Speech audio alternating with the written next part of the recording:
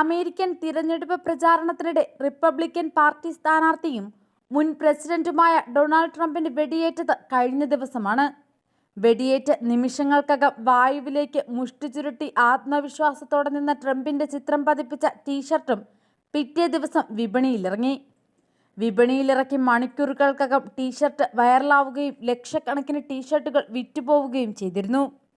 അമേരിക്കയിൽ മാത്രമല്ല മറ്റ് രാഷ്ട്രങ്ങളിലും ടീഷർട്ടിന് വമ്പൻ സ്വീകാര്യതയാണ് ലഭിക്കുന്നത്. എന്നാൽ ഈ ചിത്രമുള്ള ടീഷർട്ടുകളുടെ വിൽപ്പന ചൈന തടഞ്ഞതായുള്ള റിപ്പോർട്ടുകളാണിപ്പോൾ പുറത്തുവരുന്നത്. രാജ്യത്തെ ഇ-കൊമേഴ്സ് സൈറ്റുകളിൽ ആരംഭിച്ച വിൽപ്പനയാണ് ചൈന തടഞ്ഞിരിക്കുന്നത്. വെടിവയ്പുണ്ടായി മണിക്കൂറുകൾക്കകം തന്നെ ഈ ചിത്രം പതിച്ച ടീഷർട്ടുകൾ താവോബാവോ, JD.com തുടങ്ങിയ പ്രമുഖ ഇ-കൊമേഴ്സ് സൈറ്റുകളിൽ ലഭ്യമായിരുന്നു.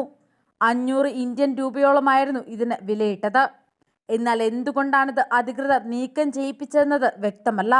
അമേരിക്കയിൽ നിന്നടക്കം ടീഷർട്ടിനായി ആയിരക്കണക്കിന് ഓർഡറുകളാണ് ചൈനയിലെ റീറ്റെയിലർമാർക്ക് ലഭിച്ചത്. ദൈവത്തിന്റെ അനുഗ്രഹം കൊണ്ടാണ് മരണത്തിൽ നിന്ന് രക്ഷപ്പെട്ടതെന്ന് പരിക്കിൽ നിന്ന് മോചിതനായ ട്രംപ് പ്രതികരിക്കുകയുണ്ടായി. വെടിവെപ്പിന് ശേഷം തനിക്കുണ്ടായ ഭീതിജനകമായ അനുഭവം ആദ്യമായി മാധ്യമങ്ങളോട് വിവരിക്കുകയായിരുന്നു അദ്ദേഹം. യഥാർത്ഥമെന്ന് വിശ്വസിക്കാൻ പോലും ആകാത്ത ഒരു അനുഭവത്തിലൂടെയാണ് താൻ അന്നേ ദിവസം കടന്നു പോയതെന്നും ട്രംപ് പറഞ്ഞു.